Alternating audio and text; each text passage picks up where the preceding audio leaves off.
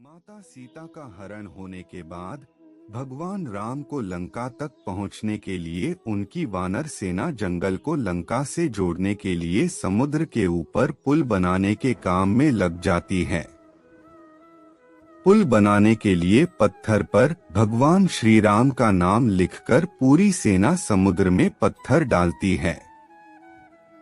भगवान राम का नाम लिखे जाने की वजह से पत्थर समुद्र में डूबने के बजाय तैरने लगते हैं। यह सब देखकर सभी वानर काफी खुश होते हैं और तेजी से पुल बनाने के लिए पत्थर समुद्र में डालने लगते हैं। भगवान राम पुल बनाने के लिए अपनी सेना के उत्साह, समर्पण और जुनून को देखकर काफी खुश होते हैं। उस वक्त वहां एक गिलहरी भी थी जो मुंह से कंकड़ उठाकर नदी में डाल रही थी।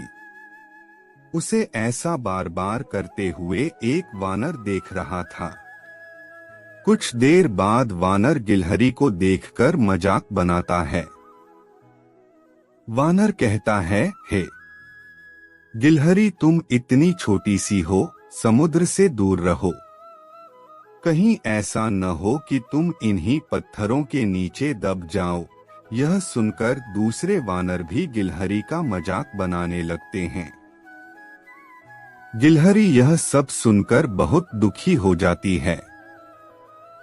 भगवान राम भी दूर से यह सब होता देखते हैं। गिलहरी की नजर जैसे ही भगवान राम पर पड़ती है, वो रोते रोते भगवान राम के समीप पहुंच जाती है। परेशान गिलहरी श्री राम से सभी वानरों की शिकायत करती है।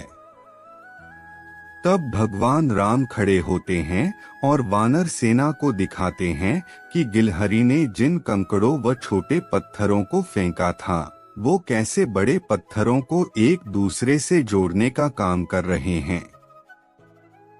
भगवान राम कहते हैं, अगर गिलहरी इन कंकड़ों को नहीं डालती तो तुम्हारे द्वारा फेंके गए सारे पत्थर इधर उधर बिखरे रहते।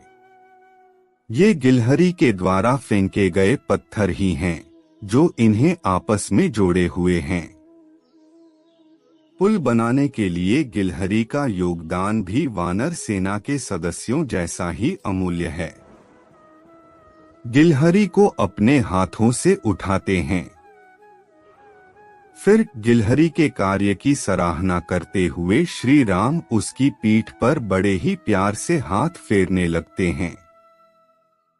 भगवान के हाथ फेरते ही गिलहरी के छोटे से शरीर पर उनकी उंगलियों के निशान बन जाते हैं। तब से ही माना जाता है कि गिलहरियों के शरीर पर मौजूद सफेद धारियां कुछ और नहीं बल्कि भगवान राम की उंगलियों के निशान के रूप में मौजूद उनका आशीर्वाद है। कहानी से सीख: दूसरों के कार्य का मजाक नहीं बनाया जाना चाहिए। कार्य में किसी भी तरह का योगदान महत्वपूर्ण होता है। साथ ही दूसरों द्वारा मजाक बनाए जाने के बावजूद आपको अपना आत्मविश्वास नहीं खोना चाहिए। कमेंट में जय श्री राम जरूर लिखें। भगवान श्री राम जी की कृपा आप सभी पर बनी रहे। धन्यवाद।